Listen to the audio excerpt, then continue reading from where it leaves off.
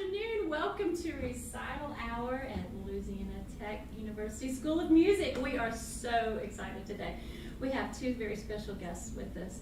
And I want to first introduce Sue Martin, the lovely behind Joe. Sue is a native of Ohio and received degrees from Bowling Green State University there. But she was discovered by the legendary Fred Waring and was featured as a soloist in the Pennsylvanians. Very, very prestigious group, very well known. You need to look up some of their recordings if you have a chance. But probably where most people may have run across her is she had almost 20 years as a performer at Disney World. And can you guess what character? I don't know. Not only did she sing for millions when she performed with the Voices of Liberty at Epcot, but she was the featured performer on the inaugural cruises of the Disney Cruise Line as Princess Ariel from The Little Mermaid. So you know, my oldest daughter is a professional mermaid, so we have watched Sue for years and years and years, so we never gave up on that. So not only that, but she's performed in many, many Broadway musicals as well, and in very exciting roles. And so you'll want to maybe look her up and see what you can find about Sue. But she somehow bears being married to Joe Martin here. Prince Eric. Oh, Prince Eric. Okay, he likes to be called Prince Eric. But Joe is a native of North Carolina and received his bachelor from Furman University in Greenville, South Carolina, in piano performance, and then earned his master's from the University of Texas in Austin and taught 5 years in the piano pedagogy department there, as just a list of very impressive teachers. And he has performed solo recitals and been the featured artist with symphony orchestras in the U.S. and Mexico. As the winner of the Nina Plant Weidman competition, he performed with the Guadalajara Symphony Orchestra. And he's, many of you who are watching, and many of the folks when I first said, yeah, Joe's coming, they're like, oh, I've played his piano solos. American Tapestry was nominated for a Dove Award, and just beautiful piano music that we've all loved, we've all taught and enjoyed. He's recorded for Yamaha's Disc Clavier series and composed hundreds of commissioned works. He is going to tell you more about what he does with Hal Leonard, but as the director of Sacred Publications and oversees editorial, creative direction, coordinating recording, and production. So both of them spend a lot of time in the recording studio and have a lot of background in that as well that we'll find very interesting. There's so much I can say about Joe, but one thing that I want you to know about him is his music is quite the legacy. I mean, he could stop right now, and I don't know how many copies of The Awakening. Is it almost a million? It's close to 1 million copies of the Awakening, and you could just stop there. But what I think is so important as musicians in community too, especially we're meeting each other all the time, but now in particular, one of the outstanding things about Joe is even though as an editor and composer himself, he knows that every publishing company has X amount of spots for pieces that they in the releases. They're, whether it's semi-annually or annually or quarterly, whatever it is. There's X amount of spots, and it's pretty competitive. You're like, I want to get accepted. It's very competitive, especially now because music sales are down. We'll talk a lot about that.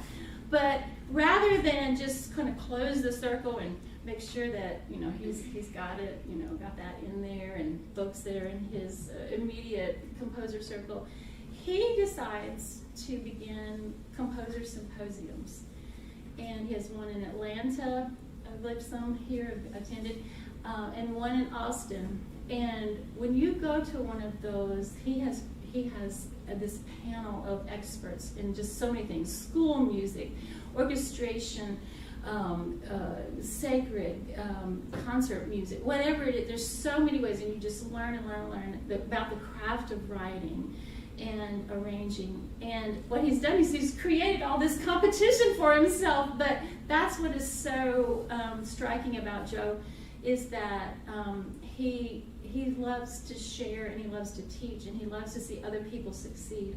And I hope that as musicians we catch that when that aroma of community as well, and help each other, especially now as we're trying to come up and get back to performing and being together. So, without further ado, I would like to welcome Joe and Sue Martin. Those are very kind words, Professor Blake. Thank you so much, Dr. Oscar, for the invitation to be a part of this virtual gathering and also in-person gathering.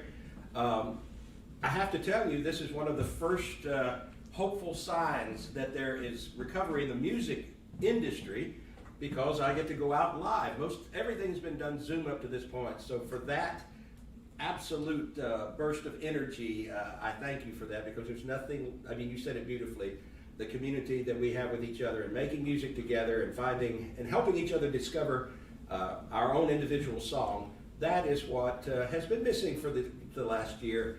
Lots of creative things have happened. There's been a lot of pivoting in both the industry that I work with and in performances that we've had, because part of, and I'll tell you a little bit about this right now. I'm going to play a little something for you, but working within the publishing industry at the level of working with the largest publisher in the world of music, it does give you an insight to how things are moving and mega trends and future trends that are going to be impacting career choices in music for the years to come. And this pandemonium that we have been experiencing has really shone a light, a laser beam on areas that we, quite frankly, are surprised were needs within our publishing community.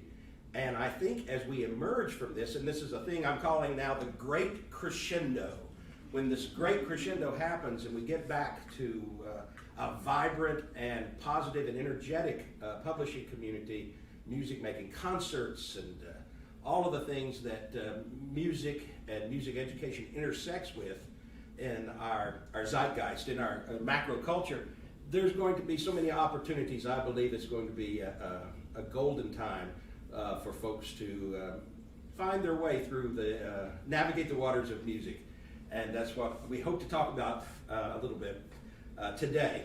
Now, I have to say that Louisiana has been a really kind partner in music for me through the years. It's been back when dinosaurs roamed the earth, I guess maybe 3 or 4 decades ago. I was sitting in front of the Shreveport Symphony playing some Prokofiev with legendary conductor John Chenot, and one of my first emergences as a concert pianist was through the Nina Platt-Weidman competition there, and that was a highlight in my life, and it taught me so much. So I think being here makes me feel like I want to go sit at the piano again. And what I'm going to do is I'm going to play one of my arrangements of an old American song, and show you some things that we might use as a springboard for our conversation in just a few moments. So this is an old tune called Resignation, and it's got that really kind of lonesome southern hymnody feel to it, and a bit of impressionism, because a lot of times this particular melody is wedded with a psalm setting, the 23rd Psalm. And in the arrangement, I tend to try to imitate the harp and other instruments, and also the pastoral qualities of that sacred poem. And so many times when we're composing or writing, we not only are just writing for the moment, but there's a whole universe of things that go into the consideration of the choices you make. There are sometimes words, or the impression of words, and even when no words are present, kind of like Mendelssohn wrote songs without words, there is a whole universe of choices that we make as composers as we decorate our ideas. And so, Resignation.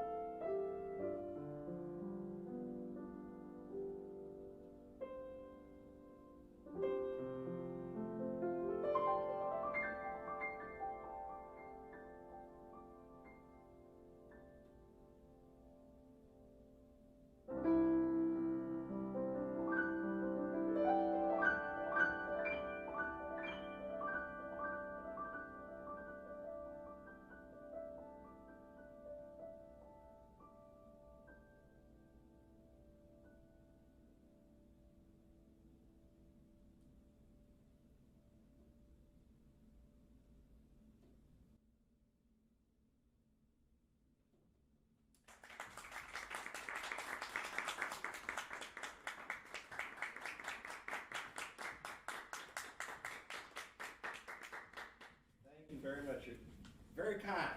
Now, I chose that piece for a reason to start today, because if you were to listen back to it and we were to take it section by section, you would find out that that arrangement, though an expression of my own heart and my adventures on the keyboard and all of the things that are personal to me, it actually puts me in an intersection with lots and lots of composers and arrangers and performers and musical experiences that have made up my journey through music.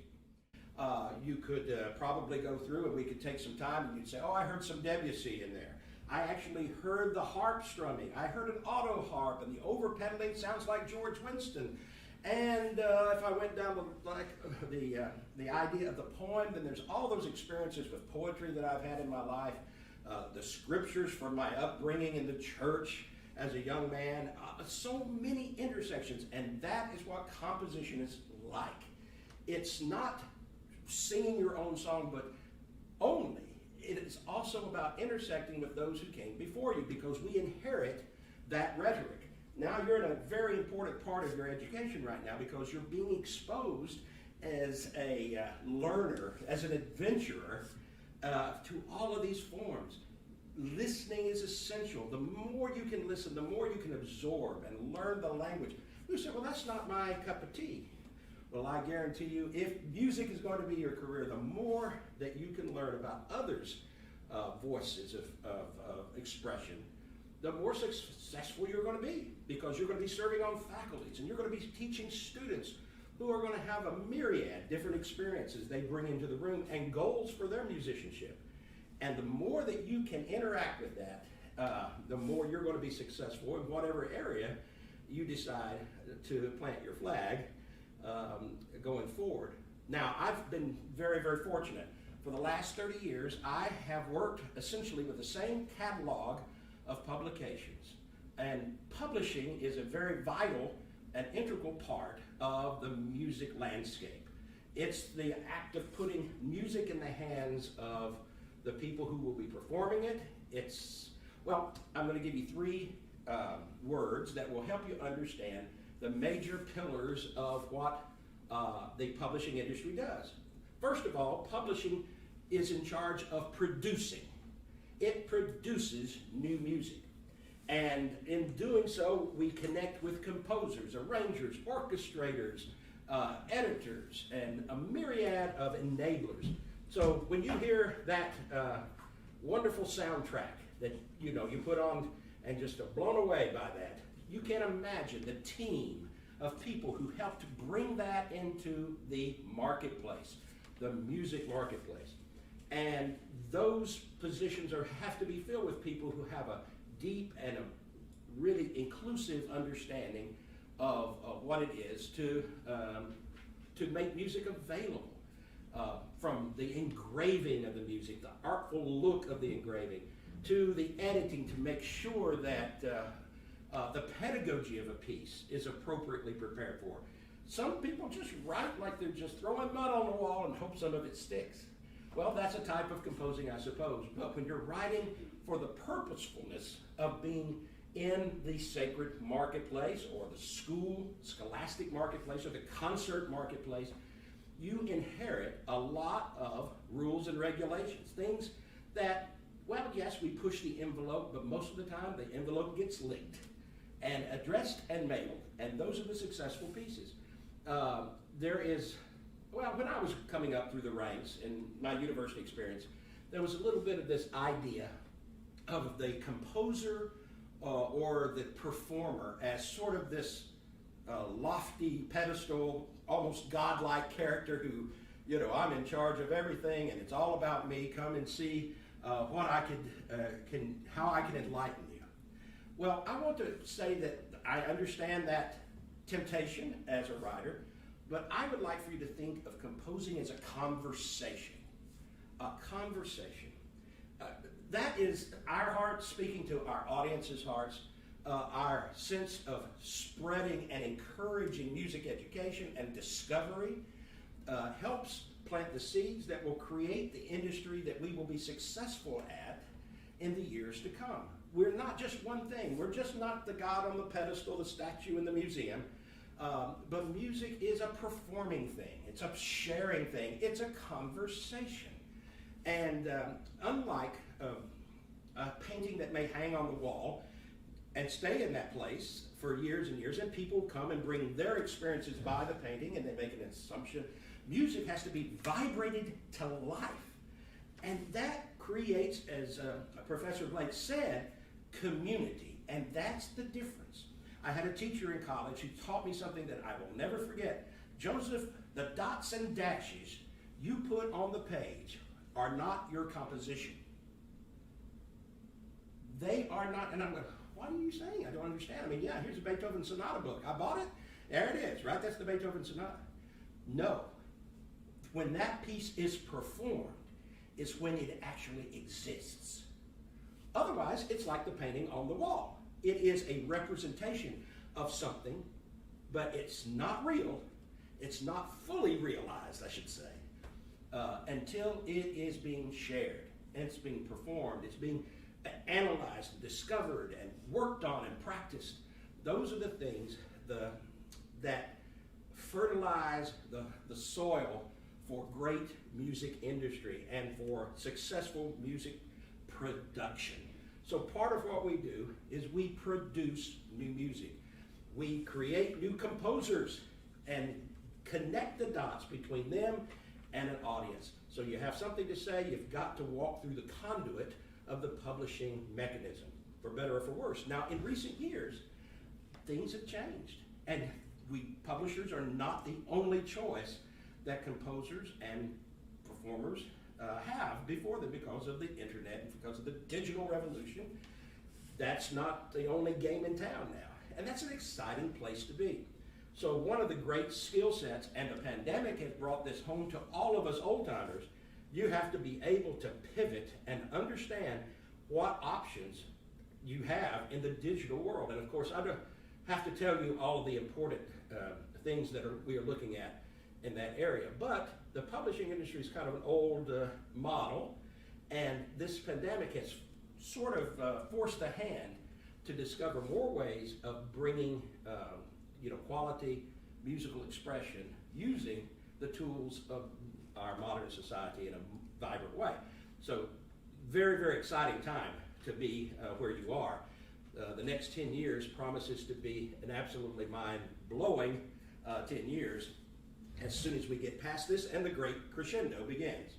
So our first thing that a publisher does is produce. The second thing it does is promote. Because if you're not able to be heard, if your composition never gets out of the practice room, if you never take that chance and begin to share it, then others will not be able to be blessed and encouraged by the conversation you're trying to have with them. Now, we live in that culture, and please forgive me if you fit into this generational sort of overstatement, and I admit that it is an overgeneralization, but the selfie is the big thing, right?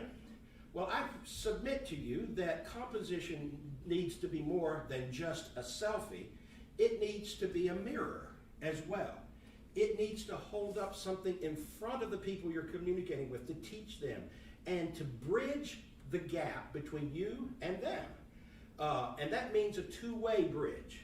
And one of the things that the internet has created for us is the ability to explore so many other kinds of musical cultures which can serve as wonderful ingredients in a gumbo that will blow your mind, right? Because the music of tomorrow will no doubt be an amalgamation of all those wonderful spices that we get from other cultures, because sometimes that was a slow process. There would be, well, if you look at music history, well, you are looking at music history, you're in music school.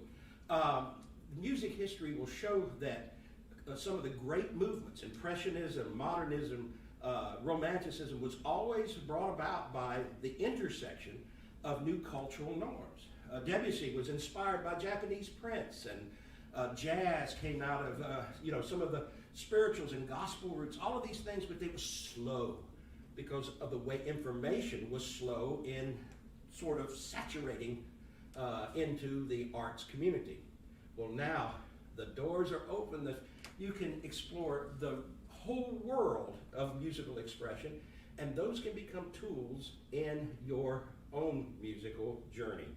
So learn all you can, not only from the history books, but also from what's being created now by new artists and people like you. That dynamic quality is an amazing thing. So our job in publishing is to promote that and to encourage that and to connect the dots between your creative output and the need that is out there in education, in the concert halls, at the universities, community choirs, church choirs, pedagogy material for young children. We create music for all of those things, but we also have to build a system by which we can deliver those options to teachers and to performers and to students all over the world. The internet has opened that up. Some of our biggest now marketplaces are in Asia. And so that's a great new, interesting possibility for publishers and composers for the exchanging of great musical ideas. And there are others too. I mean, that's just to name one. And we have outlets. We have divisions opened up there to help encourage that exchange. So there is a whole team of executives and workers and people who are enablers of that process of production. There's an art department. There are people who sit and literally write the descriptions and help us blog and create the energy on the social media outlets to create people to click through and learn about a new piece of music. We spend money creating so many recordings. One of my greatest jobs, I hope I can do this until Gabriel blows his horn. I love the recording studio, and I spend sometimes 2 to 3 months of my life each year producing in a recording studio for some of the world's best singers and best sight readers. I met my wife in a recording studio, so I'm kind of partial to this recording studio. Met my little mermaid in the recording studio.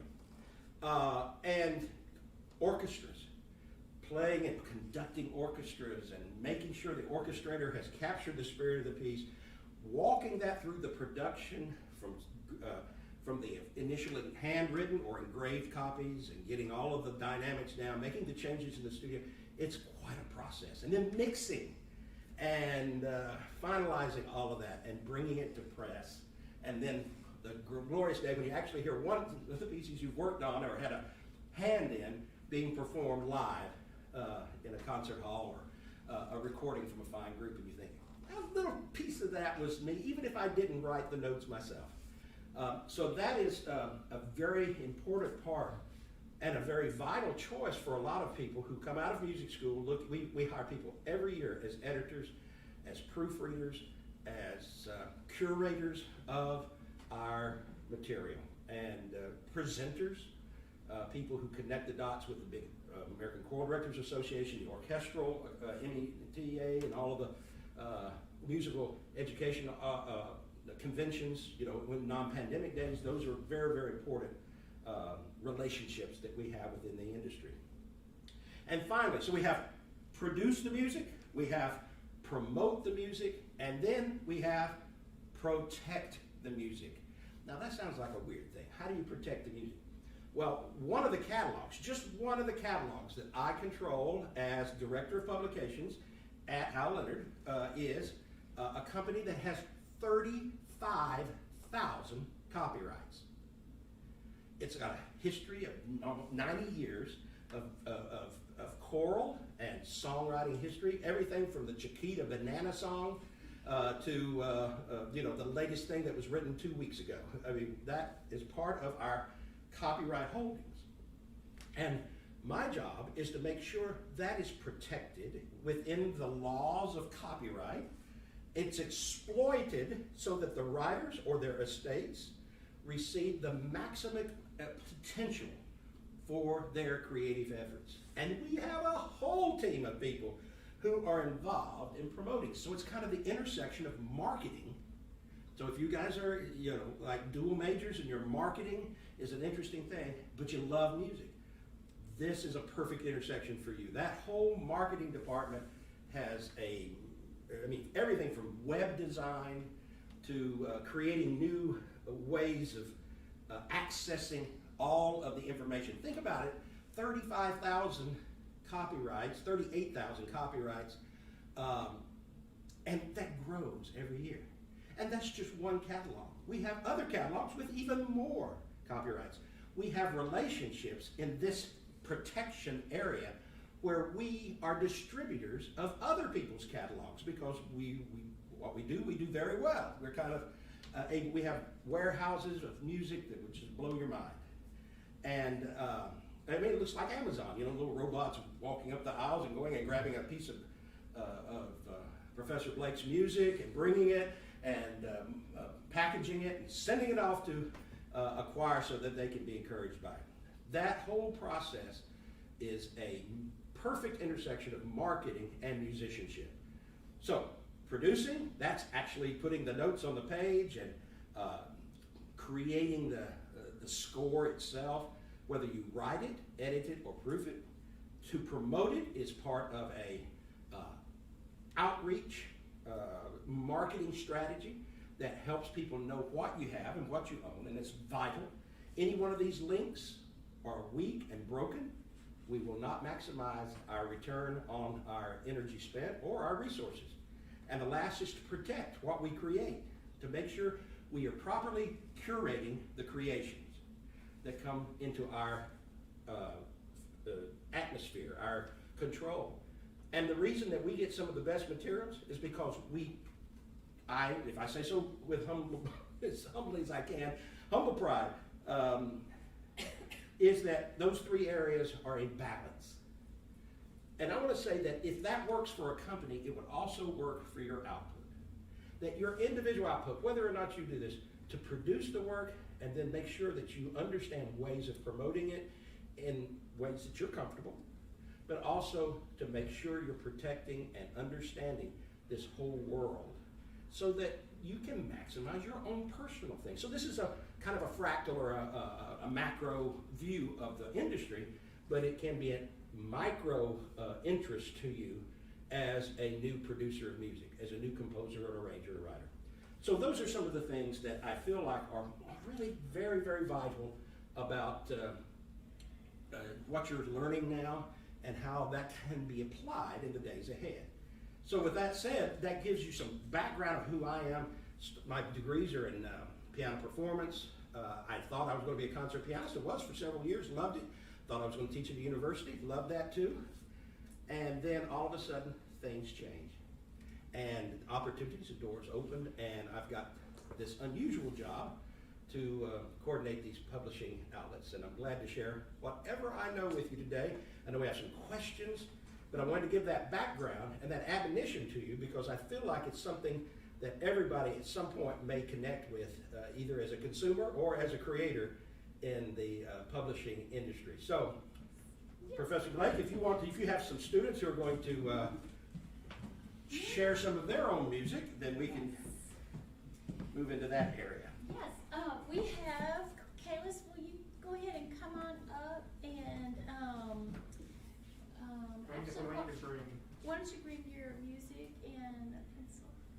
And if you need extra, I have some. I do.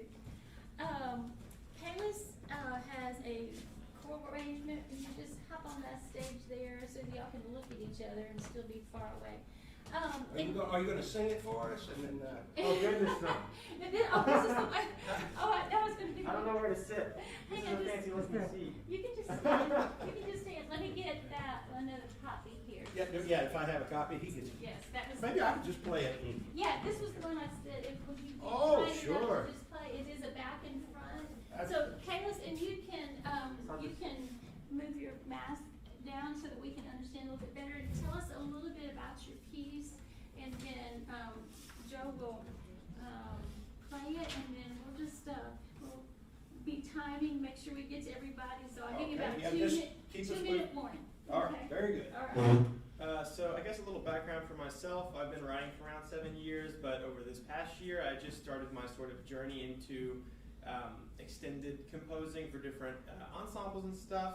Had the pleasure of taking choral arranging class with Professor Blake, and then since then I've kind of been going off in all these directions.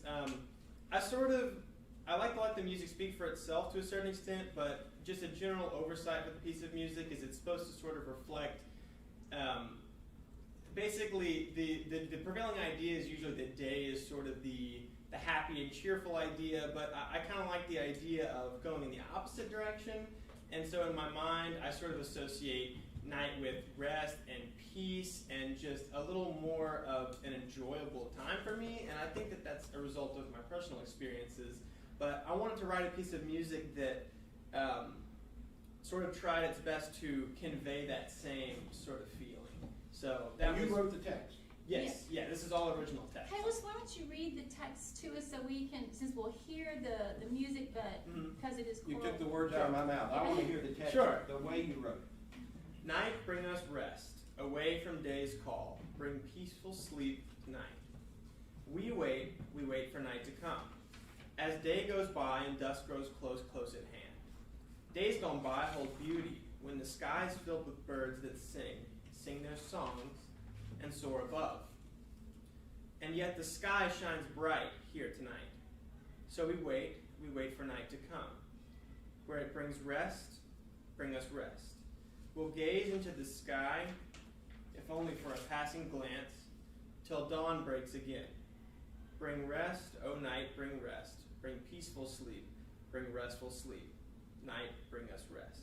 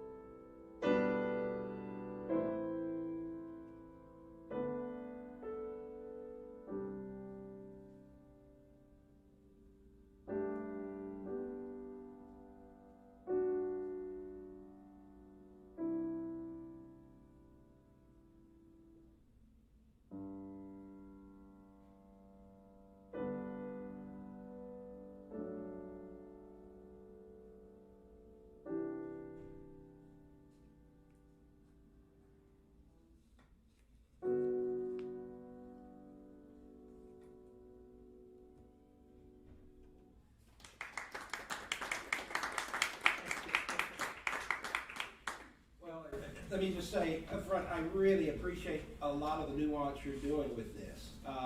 You seem to have a really good instinct for finding the arc of the text and sort of surrounding it with the music that makes sense to the text. That marriage of lyric and music is absolutely essential when writing vocal. Sometimes I'll get a piece and I'll think, did they even understand the text? Because it's driven by either the music or the vibe of the piece. Your vibe of the poetry and the vibe of the music are very much in sync. The crescendos and the arches happen at the right time as the words explore more dazzling lyric. Your music becomes more animated and more moving ahead, and the dynamics are placed at the right places in the poetry. This is essential, and so you've got that, and you're listening to you're listening to the poem you wrote, and that's very good. One of the things that when I'm writing, I tend. Before I tell you how I do it, you tell me how do you approach it? Just writing? Yeah, how do you do it? I mean, it varies depending on. I'm specifically for choral arranging, I guess.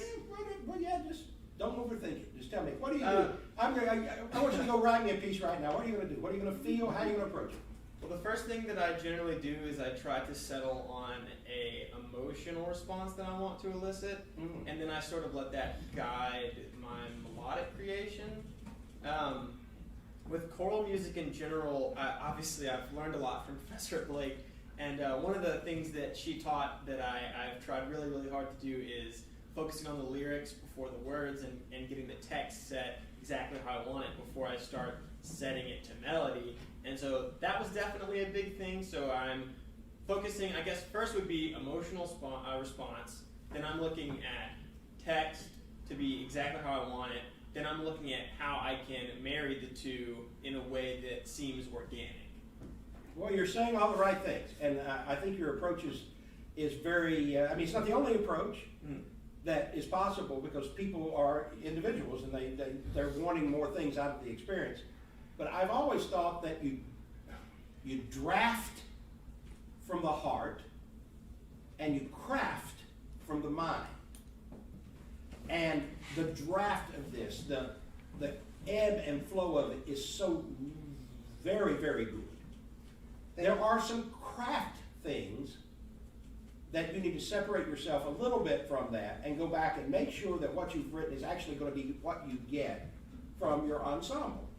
And there's some subtle things that you could consider, and it may take a little, they're not big things, but they're important things. For instance, any choral director will tell you that certain vowel sounds on certain notes or certain combinations will actually soften the sound of a chord. So you could be going along with this text at theoretical forte, you come to this one chord, and because the vowel sound that you put on that, or the combination of sounds you put on that, will just cut the sound in half. And we find this out in the studio. We don't even see it sometimes until we go, why is that not continue? Why is that crescendo not happening?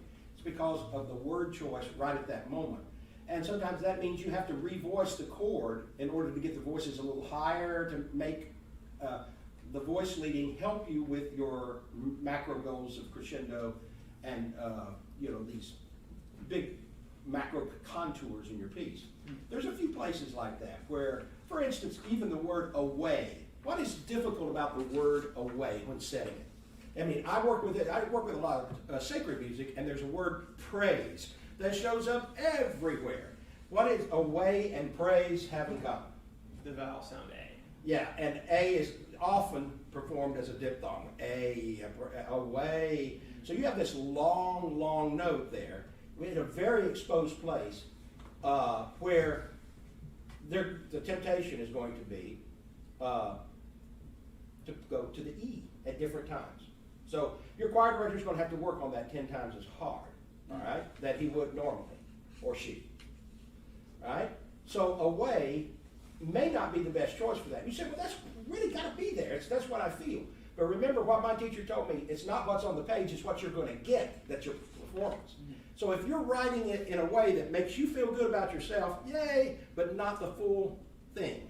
Because you're going to feel better about yourself when you go to YouTube and you hear them singing it in tune. Because when you close off to a diphthong, the mouth bends down, shapes and bends the tone. Choir director will tell you that. I didn't make it up. And I hear it in the studio all the time. So, how can we address that? The first night, yes. Why? Open valve, low tessitura, a very mysterious opening, beautiful dark tone. Makes sense, right? Night. Away might not be that note at that level for that long might present a little more problem. So is there a way of addressing that? Yeah, there probably is. It'd take us a while to explore which would be the right way to do it. But there are a few places in the piece that probably a good choir would teach you a lot. Have you had a performance of it yet? I have not, sadly. That's the next thing. That's the next thing. You gotta buy some pizza for these guys out here and say, come on over, gang, we're gonna have some pizza and you're gonna read through my piece and I'm going to, that's the way, when this pandemic is over, you gotta have a sing-through party and then listen objectively to it. Maybe have a trusted friend sit there and go, yeah, boy, why did they miss that? Every time they got there, they missed that. 2 minutes. 10 minutes, 2 minutes, 2 minute warning. Okay, so there's some places where if I look at this visually, sometimes when I do a critique, I don't even listen, I just look. I see this, it looks the same all the way through. It's 4-part wall to wall, and there's some counterpoint things. Well, you break it up. You break it up pretty good. But the thing is, texture is an important part of the compositional process. You have one texture the whole way.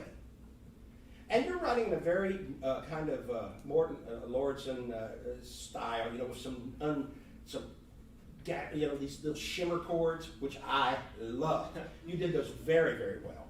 And your voice leading prepared them excellently. That was, when I saw it, I thought, oh, he knows what he's doing with that style. I mean, it's something you really resonate with.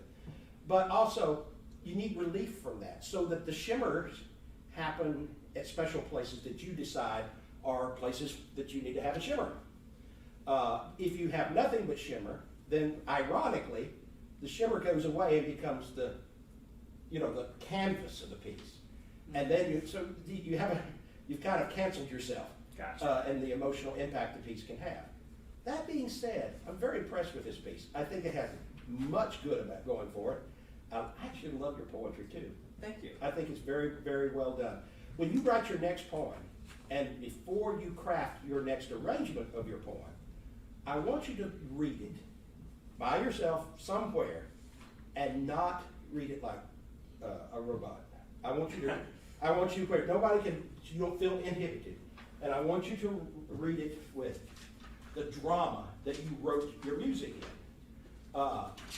With pauses. Night. Bring us rest. Away from day's call. Bring peaceful sleep. Where are the pauses in the music? Away from day's call is a moving forward phrase. Away from day's call, bring us peace. And then you give it the cadence, you see. So find out where those places where you're feeling it as an actor or as the poet, that you need to move things forward. And that can be a very important teacher to you as you begin to draft from the heart and craft from the mind later. So that's what I got to say. You are really on your way. I would definitely keep pursuing what you're pursuing because it's pretty excellent work. So thank you so much. That means a lot coming from you. All right. Next, let's change pace a little bit. Okay, cool. Austin Stafford. Austin, go ahead and take the stage. And then you can introduce the title of your piece. Total different style. We're going to get it all here. Oh, that's great.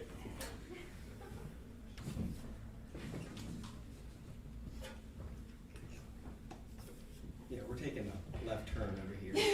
All right, well, tell me about what is this left turn? I've been playing music all my life, but I didn't start writing until about 6 weeks ago when I got in Professor Blake's songwriting class. So this was actually our third project. It's 12-bar blues. Oh, great. So this is No One Knows.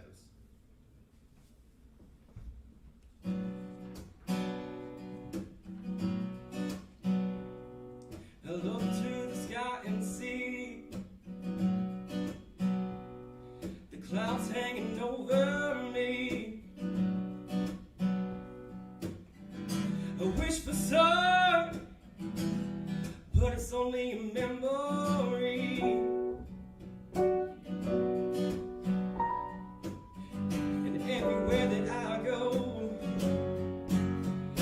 like no one knows. Ever since you left me, there's so much hurt and misery. Even now, I still want you, baby.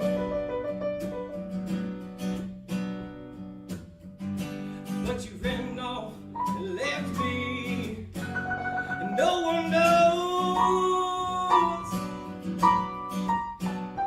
I'm in pain, so much pain, baby. I'm in pain. You left me with all this pain. But I put on a show so no one knows.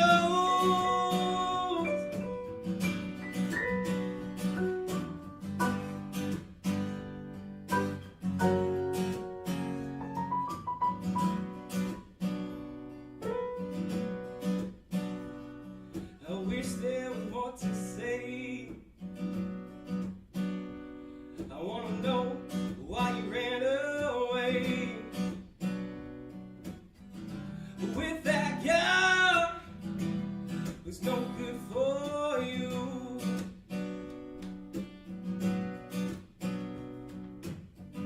I guess the reasons why no one knows. I'm in pain, so much pain, baby.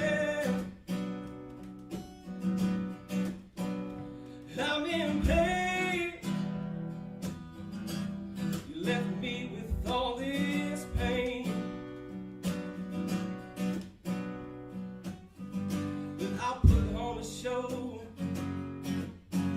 so no one knows. But I'll put on a show so no one knows.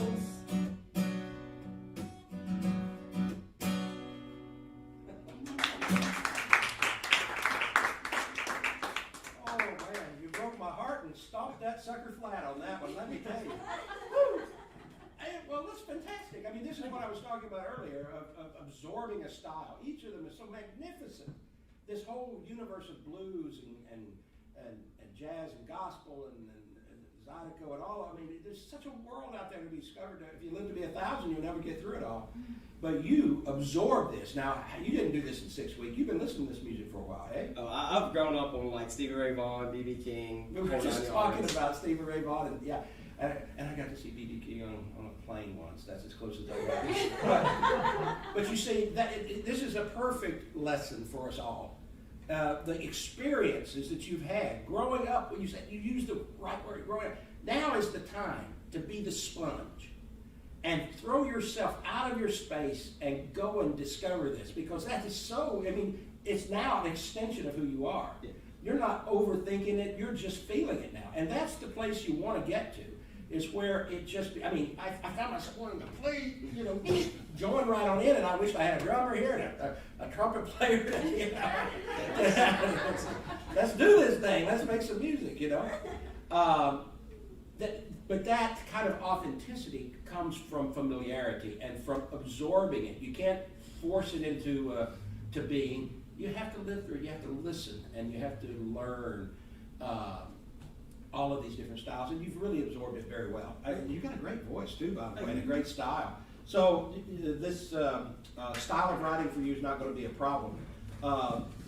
You've kind of taken the lesson from me, because I would have said go and listen to the great jazz, but you're already doing that, and I can see that in your understanding of style and the form. This is like when you got this assignment, you were going, oh, okay, I got this Oh, one. I knew I was going to have way too much fun with this one. Yeah. Now see if you can turn it into a 4-part fugue, and you will be ready for the but that you've got a great style for the blues, and that's wonderful. And I loved your lyric. Is this something that you just tossed off, or? Pretty much. I ran through my chords a couple times, and then it just came out. Yeah, well, and it progresses nice. I mean, if you study the blues, you'll know it goes from bad to worse, and and then finally it's just this anguished cry, and you gave us the opportunity to feel every time a girl broke our heart, in the song, and that's good. That's good. The tradition is that, and you cooperated with it, and that's one of the most important things. Now, if you can figure out how to bring something that's uniquely yours to it as it develops, maybe something that that hadn't quite been done before, but it's not so different that it draws attention to itself. It's just a little freshness. Maybe it's in a guitar riff, maybe it's in a bridge or something, which is even part of a 12-bar blues. It's 12-bar blues. But is there an introductory thing that you could do? Maybe develop a theme just for transitions. Has that been done? That you would know that through your research.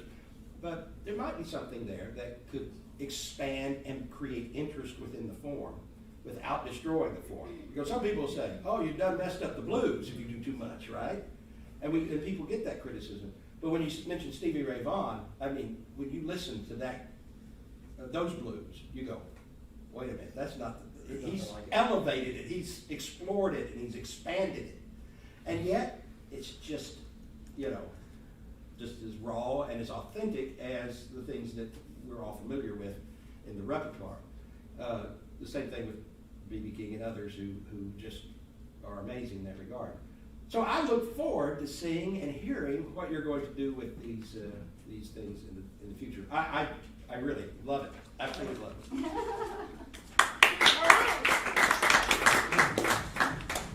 Do you need the music? Yeah, there you go.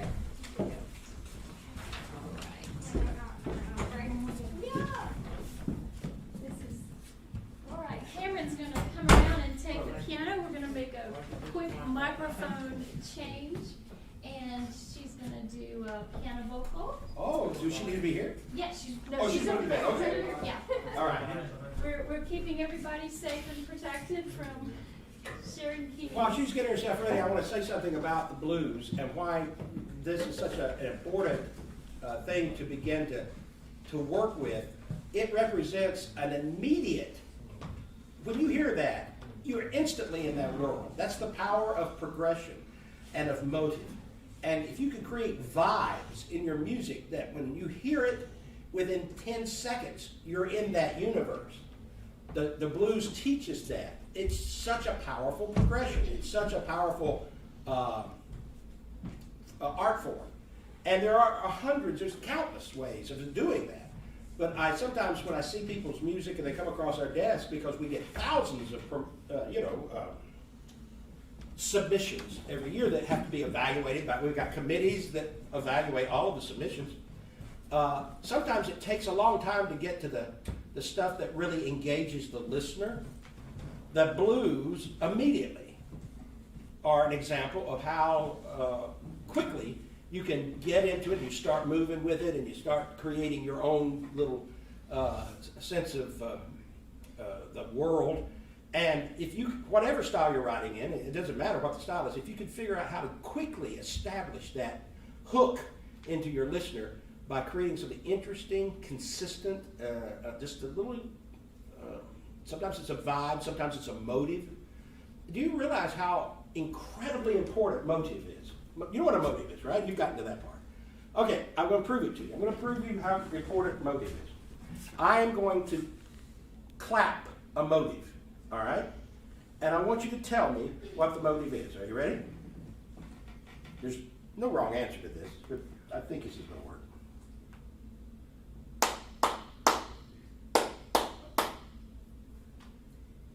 Any ideas? Go ahead. Yes. Yes. That's right. All I did was clap 3 times twice, and he knows it's jingle bells. It could be 3 blind mice too, I'm just saying. But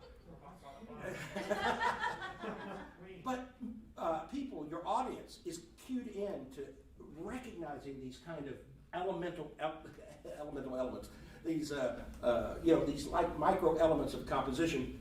And that's part of your tools that you can use to reach out, grab them, and pull them close right from the get-go. And I was thinking when the blues were going, within 3 seconds, we were all going, yeah, that's great. You know, we were, and so that's, no matter what style you're writing in, that's an important skill to kind of, oh, you ready? I'm ready. All right, good.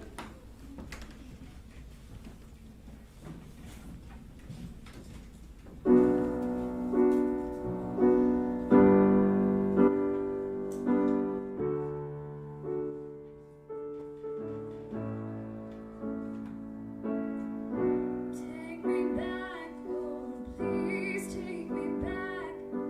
Love me like you did, put me back together again. Wake me up, tell me it's just a bad dream. This I can't believe, I don't understand.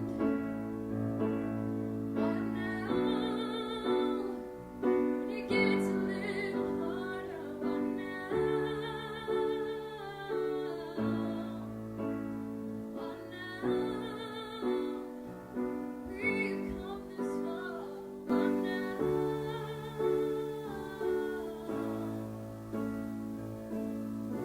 There's no guidebook to life, there's no schedule to follow.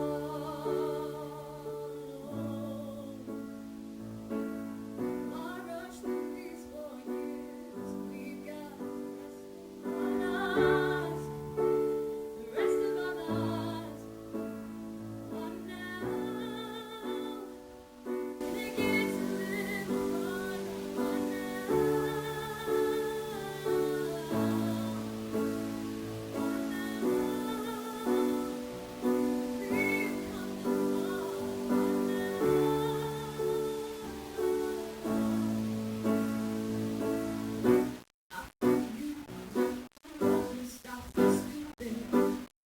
What's the problem? Can we fix this?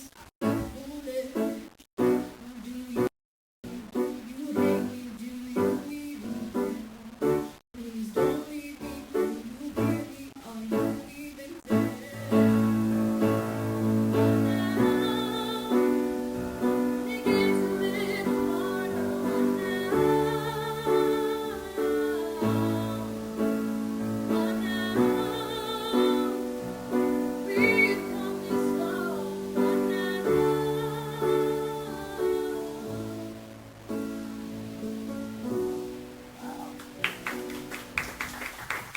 You have a magnificent voice. I love your singer-songwriter approach. By the way, all of you need to write some happy music every once in a while, okay? They're all depressed You're all- right now. You're all bringing the room down here.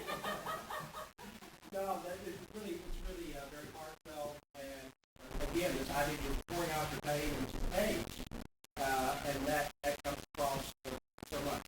Now, there is a style that you're going to be very true to it that's in the marketplace right now. A lot of times the repetition is sort of the thing that drives that, just like won't let go, it won't let go, it doesn't happen.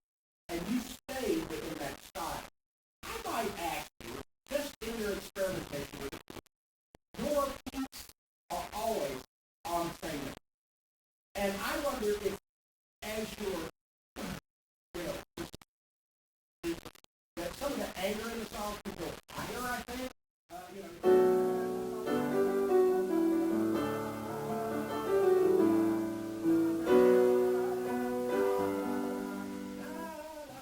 Take it up higher, maybe, at least one at a time, to show some heightened senses. The more I say this, the madder I'm getting about it, or the more hurt that I find. Now, where would you consider your bridge? Is it that I feel, I like the way that you changed your accompaniment there, that was really good, but again, you stayed in the same range.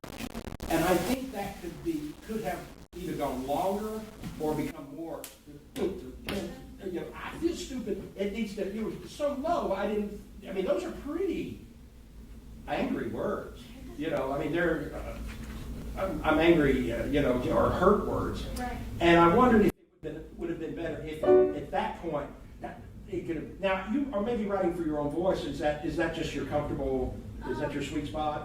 I mean, it's not, I wouldn't say it's a sweet spot, but I mean, I feel like I definitely, in that section, I would like to do something more with it, you know?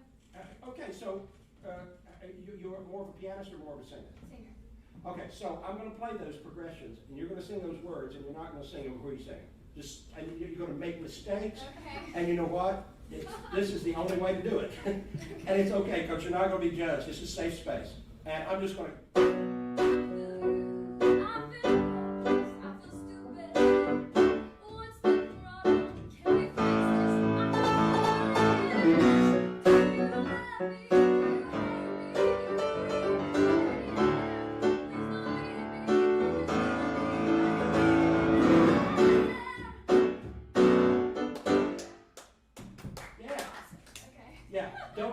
Because that's what the bridge is for. Right. The bridge is getting you into that place where you, and that's when the audience stands up and the lights come out. Definitely, yeah. And the piece has to have that, you know. Yeah. That being said, yeah, I mean, why now? The asking of a question is a very strong lyrical, rhetorical device. Mm-hmm. And so I think you're on the right track with this. Some of your notation doesn't match exactly what you're doing, but that sometimes is a problem with singer-songwriter because you don't sing the same way every time. Right. And you shouldn't. But I really sort of like this very, very much. And I think with a little more passionate approach to some of those bridges and things like that, where you can just really let go, and people are going to connect with the emotion that is obviously part of the journey of this piece. So, well, agreed? Yes. Hey, yeah. Yes. Good song. Ready to have it. Okay, just any of you guys, when you win your Grammys, would you just call me out? Just call me out. Give me a little shout out from the Grammy stage, and that will make my life complete, and I can retire to the mountains. Final question, and we'll just let you do it as concisely as possible. Had some folks interested in that journey to publication as young composers, you know, that are writing and they say, okay, I think I've done everything to my choral piece that I can. Give us a few steps of that and we'll conclude. Well, right now it's a very difficult, I wish I had better news for you, but a lot of the companies right now are sort of shut down, awaiting the great crescendo. So there's only a few that are actually taking submissions right now. But each of them has a policy of, that governs their editorial boards. We have our own policy. We have, for lack of a better thing, you can send it to me and I'll make sure, Professor Blake, you just get it to me and I can make sure you get your rejection letter very quickly. I'm just kidding. Yeah, I'm just kidding. But right now, don't read anything into it other than you know, the fact that we've just come out of a pandemic and a lot of the companies went bankrupt. And and the others let go so many people that they're beginning to hire back now. You know, it's coming back, but and I would think in a year from now things will be back to churning but it's been a challenge. I mean, you know, we've been struggling and juggling is what I say, because we've just been trying to pivot to new forms of, you know, income from streaming and other kinds of digital-based formats. That being said, each company has a website where and sometimes they'll say they don't take unsolicited manuscripts. See me afterwards, I'll tell you, that's not always true. You have to you'll have to find a way in the door, and usually that has to do with somebody who has a name on a piece of paper, you know, and they can get it past that. But we always are an open house at the divisions that I run with, because we believe in new writers. This last year, even with the pandemic, we had a very minimal release, but we had 3 people in our catalog who had never been published before. And I'm really proud of that. Whenever I see new names, I think the future is bright. And we always have to encourage and share the blessings that we've been given of sharing our music. I mean, those of us who get that privilege, we want to pass that along, pay it forward, as they say, and help any way we can. So we'll share my information, and you're very, very welcome to email me or call my office. It may take me a couple of days, especially since I'm gone so much in the normal times, but we'll get back with you. You'll never bug me by asking these questions. They're important and they're essential. So please do not hesitate. I want to help. All right. Let's say thank you one more time.